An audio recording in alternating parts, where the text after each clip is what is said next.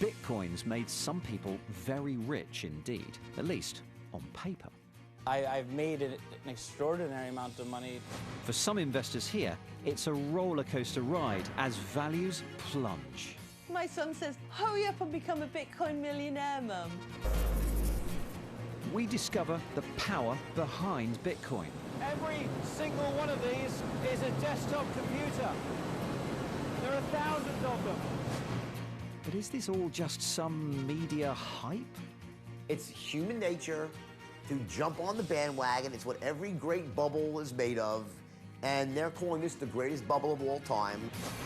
And behind the hype, we uncover a plain, old-fashioned scam.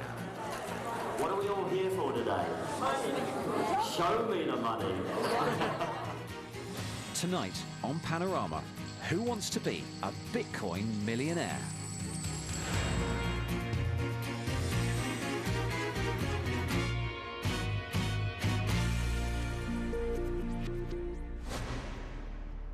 Pounds, euros, dollars.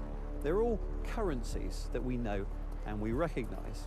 Now, we might think that we could all do with a bit more of it, but at least we know what money is and how money works. We keep it in banks and we spend it. But now there's a new currency which has got everyone talking, and it is very different. It's called Bitcoin. Have you heard of it? I don't really understand it, but yes, I have heard of it. I do, and I wish I got in on it about a decade ago. That would have been quite nice. I know some people are making a lot of money and some people aren't. And I do also think they're a load of crap and it's just a con.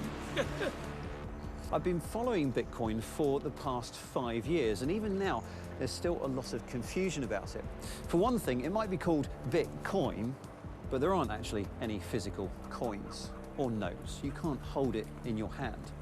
Bitcoin is a new type of currency called a cryptocurrency, and it only exists digitally. Now, actually, there are quite a few different types of cryptocurrencies, but they all have one thing in common. They all operate completely separately from the normal banking system. When you buy something using cryptocurrency, the banks don't handle the payment. They don't check the payments. In fact, they don't even know about the payments. There are shops that accept cryptocurrency, where instead of using your bank card to take money from your bank account, you scan your phone instead. Transactions confirmed. Thank you. But the reason you've probably heard of Bitcoin is because its value has gone through the roof. Even with its recent crashing price, if you'd have bought £50 worth of Bitcoin at the beginning of 2011, it would now be worth more than £1 million. I'm going to find out if we've all missed the boat or whether it's still possible to become a Bitcoin millionaire.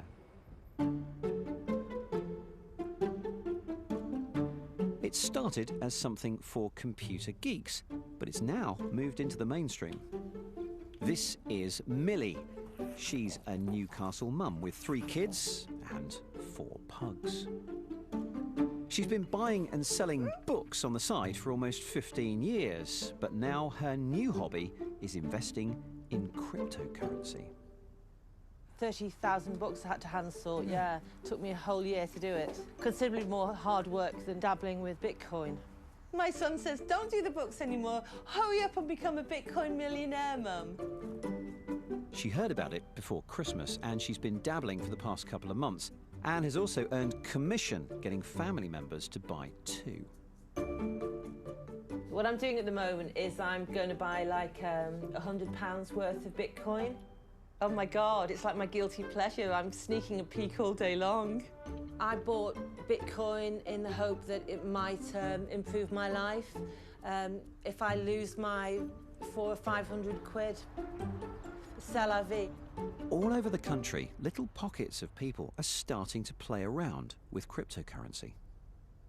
Over the last few months, it's amazing how Bitcoin has sort of moved into the mainstream. Tabloid newspapers are doing special features about the latest cryptocurrency and which one you should buy. This has gone very quickly from a tiny, niche, little nerdy tech that a tiny number of people cared about to something that the ordinary person on the street is suddenly fascinated by. But while Millie is careful not to invest more than she can afford to lose, others aren't. 10,5 миллионов биткоинов. Сумма уменьшается. The staggering rise in the value of many cryptocurrencies has driven some people to take huge risks, even taking out mortgages to cash in on what they see as a gold rush. We have begun to ask questions and look at it, but I don't think anyone in British politics or the regulation system in our country is going at the right speed, bearing in mind what's happened within cryptocurrency over the past few months. Now we seem to have a real live situation. But Bitcoin's value has gone down as well as up. If you'd have invested £50 just before Christmas, you'd now have 20 quid.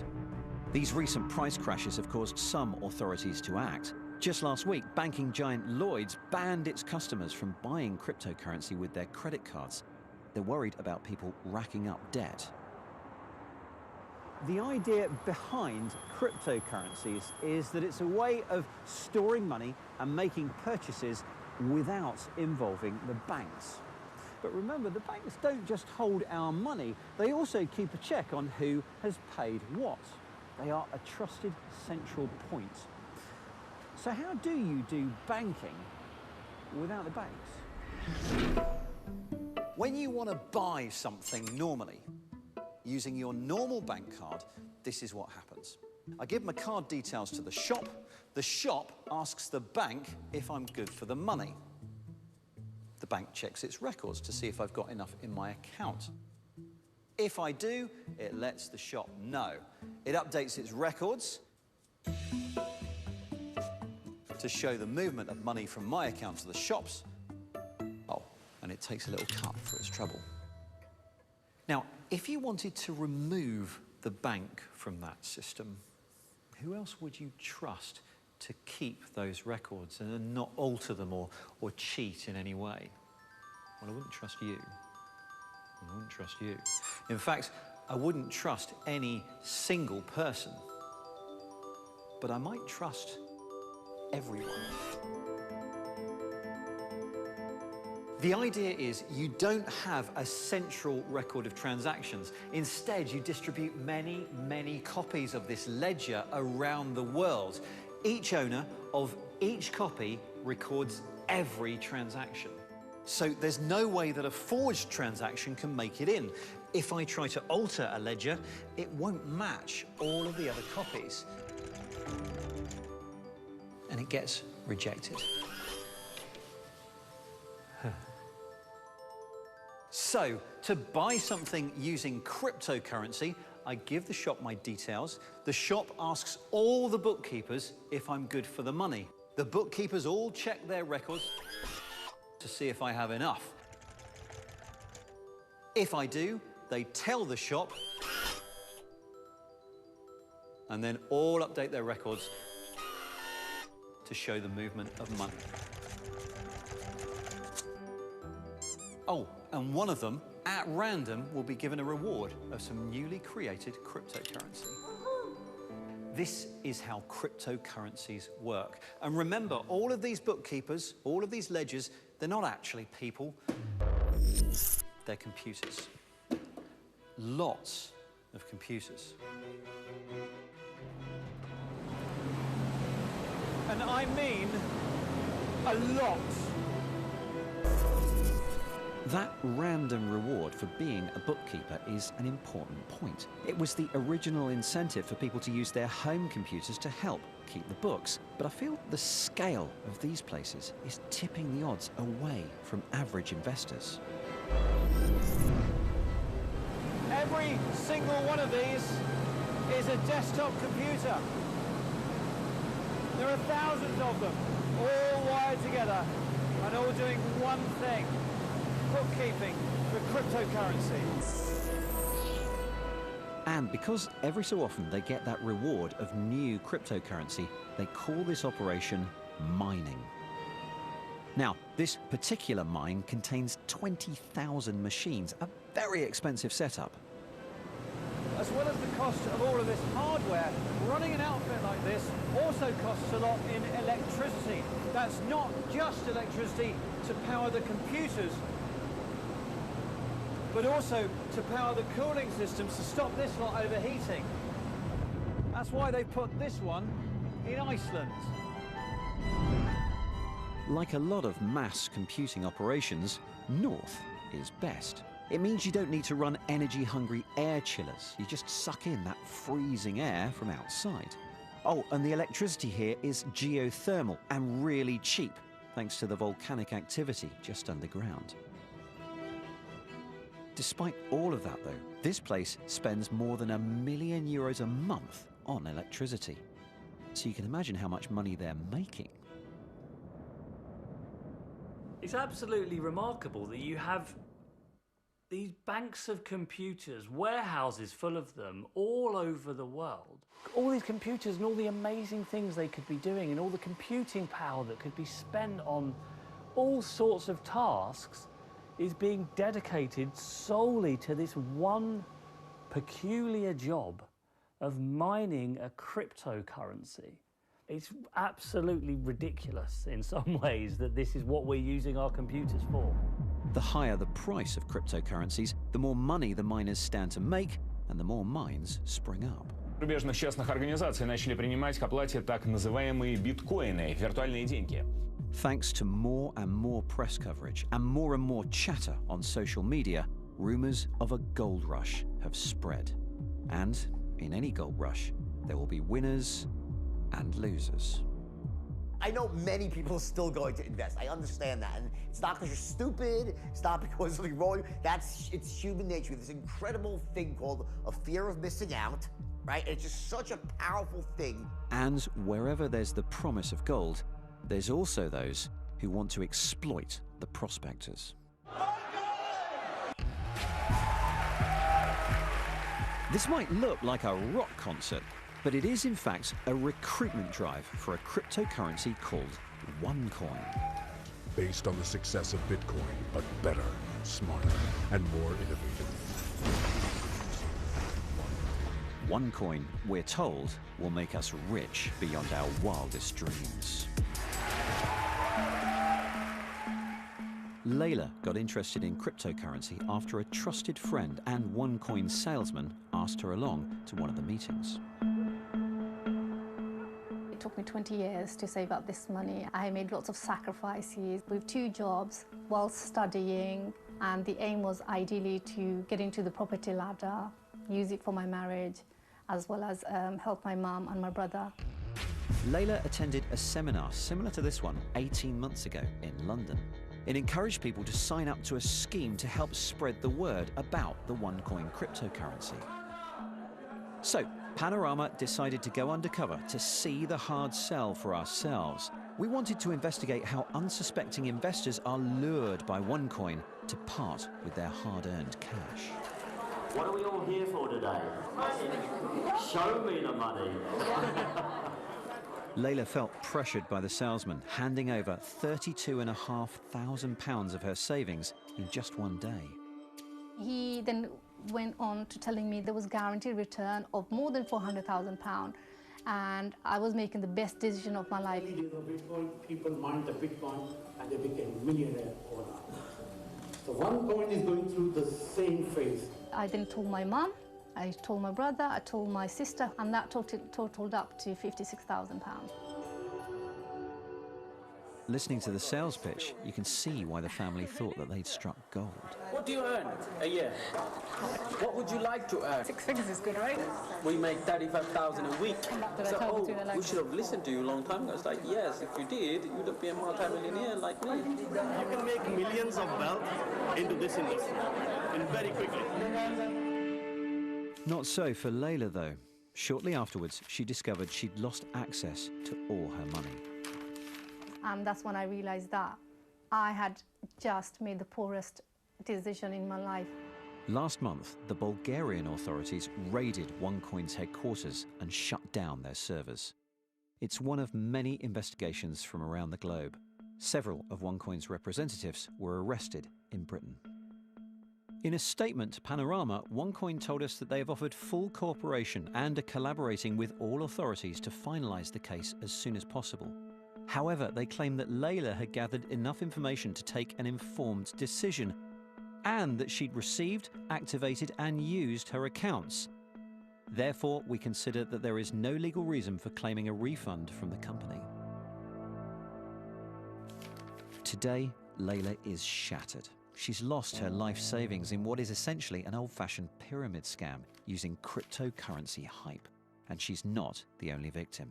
The authorities say they need more help from legislators to bring this area under control. We need the help of regulators. We need the help of legislators, particularly to crack down on these high-valued investment scams and this trend of fool's gold effectively that is offered to people as they seek to cash in on the Bitcoin frenzy, and they're just scams, perfect scams. And because it's not regulated, there is no means by which the investor can make an informed decision about, is it safe to invest my money in this? I think that today cryptocurrency has not been on Parliament's agenda or on the agenda in Whitehall that much. I think probably hand on heart we've all been too slow. But the opportunity is not lost and we should get on with the job now. As the authorities struggle with regulation, the most powerful online platform has decided to act. Facebook has banned adverts that promote cryptocurrency and these recruitment events, these so-called initial coin offerings.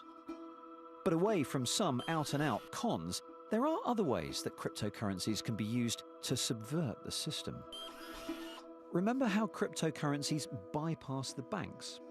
Well, that means that your transactions are very, very hard for the authorities to regulate or trace. So, if you happen to have a few million that's difficult to move around the world, Bitcoin could be the perfect system for you.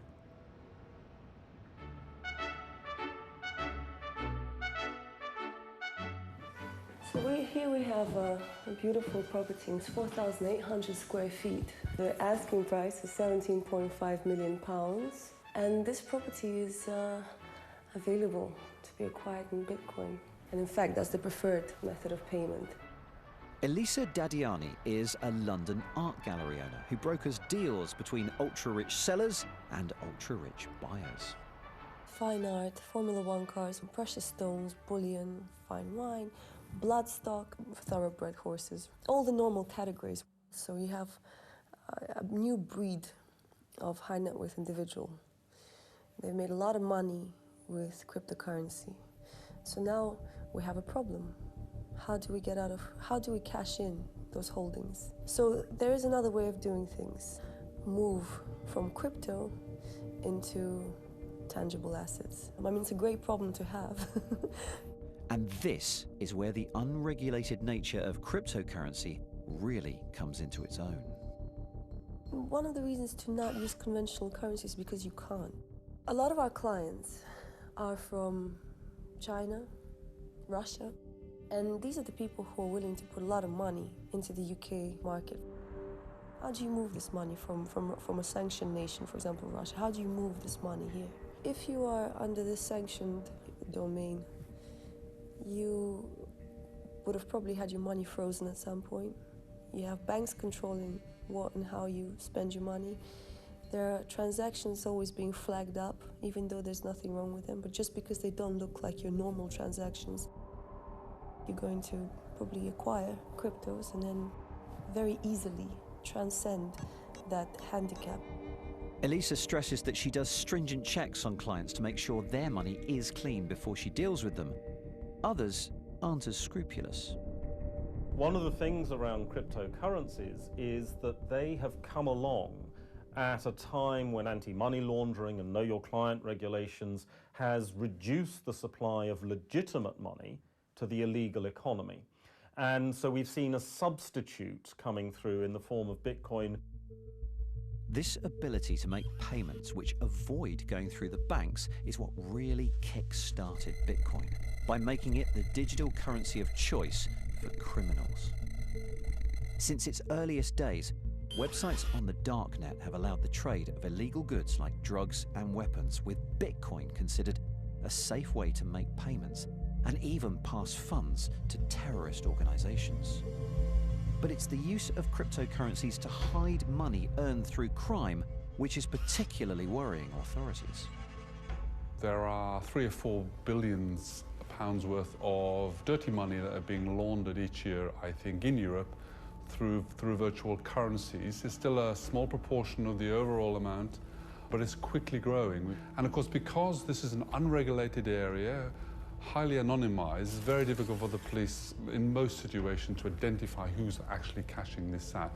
We've also seen a trend where drugs money, which is being converted into bitcoins as well, cash buying bitcoins, and then the criminals distributing that money through multiple accounts used by individuals that are not seemingly connected with the criminal organization. There are then darker sides to Bitcoin and virtual currencies, but there's also a lot of money to be made if you get your timing right.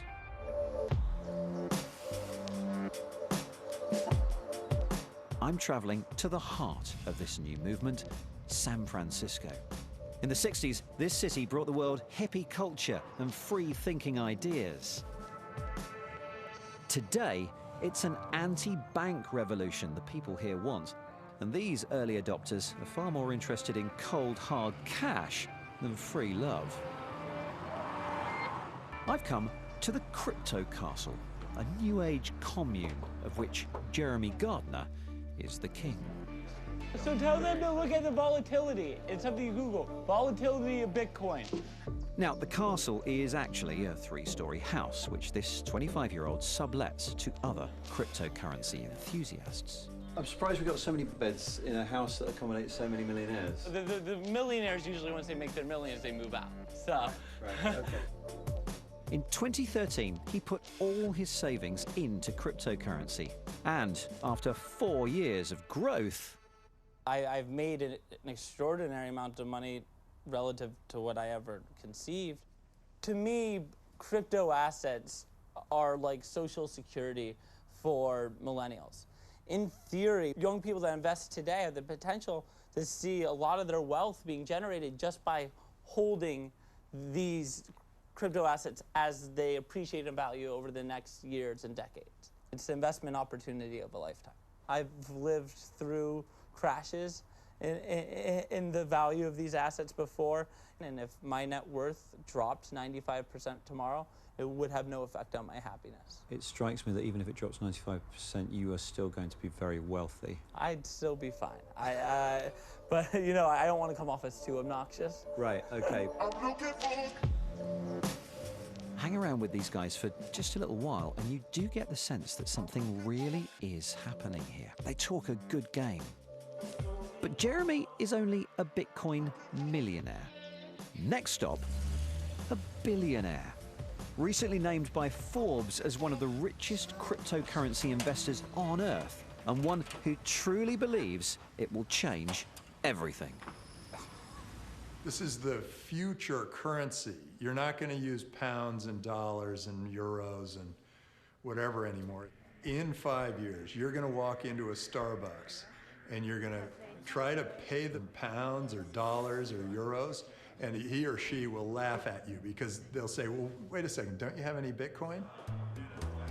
Tim Draper owns hundreds of millions of dollars worth of cryptocurrency himself, so maybe it is in his interest to talk up its value. Mind you, back in 2014, he did predict, almost to the month, that the value of one Bitcoin would hit $10,000. But now he accepts that that value may be out of control. We bang the gong. It could easily go to $1 million, or it could go to 2,000 per Bitcoin in any given period of time, because depending on people's perception and how excited they are and how the press portrays it and how governments push it around. This is the greatest thing that's ever happened to the world economy in centuries. Depending on who you talk to, you get two very different visions of cryptocurrency. It's either the future of money and you should grab it and get in early, or... This is something which, to me, is a classic bubble. It's an irrational movement in prices. And ultimately, I think investors who have put money into this risk losing a lot. The process of building a bubble means that individual investors have to have almost a religious faith in the future value of the cryptocurrency. And because they believe that this is going to unlock riches in the future, they are prepared to pay more and more money for that today. And the bubble keeps on inflating. At some point, either the price becomes too absurd, or circumstances change, or it's revealed that there is not going to be any fantastic value in the future, and the bubble will come crashing down. The hype and excitement surrounding the promise of riches is all too familiar to this guy. The key to making money in a situation like this is to position yourself now before the settlement. Played by Leonardo DiCaprio in the film The Wolf of Wall Street, Jordan Belfort made a fortune from persuading ordinary people to invest in shares that he promised would inflate in value before the scheme collapsed and he pleaded guilty to fraud charges in 1999. If anyone knows about cons and bubbles, it's Belfort, and he doesn't see Bitcoin or any cryptocurrency ending well. So what would the wolf have made of Bitcoin? God, if I had Bitcoin back when that was, thank God I didn't, right? I would have made $50 billion, seriously. I mean, it's almost a mirror image of what was happening at my company. Belfort says he recognizes all the signs of market manipulation. They're out there putting out these sort of false narratives and these half-truths that if you read them or hear them and don't fully understand the big picture, it is very easy to think that they are right, that this thing is going to the stars, it's going to be the next big thing, and you throw your money in, people are mortgaging their homes, people are taking loans out on their credit cards, they're putting their last dollars into Bitcoin. You know, the ones in the end of the day that typically get slaughtered the most are the average moms and dads. So far, Millie has lost a small amount of money on her trades, but she's still hoping for good returns. I'd like to buy a house. I'd like to leave my children lots of money. I think I want all the things that other people want, just the normal stuff. Enough money to open a pug sanctuary. But maybe the idea of becoming a Bitcoin millionaire is a perversion of the original intention of Bitcoin, which was to reinvent money, to move power away from the few and give it to the many. These currencies are here to stay. They might fall in value, they might rise in value, but the underlying tech is not going anywhere. And more people are going to start using them. And I don't think governments are ready for that yet. The people behind cryptocurrencies designed an almost perfect way to wrest control from the financial system and governments. But I wonder whether they expected their model to be jumped on by investors, scammers, and criminals. And I wonder if they thought they could escape the grip of the financial authorities that they so railed against. As those authorities start to awake, the battle to impose control on cryptocurrencies is only just beginning.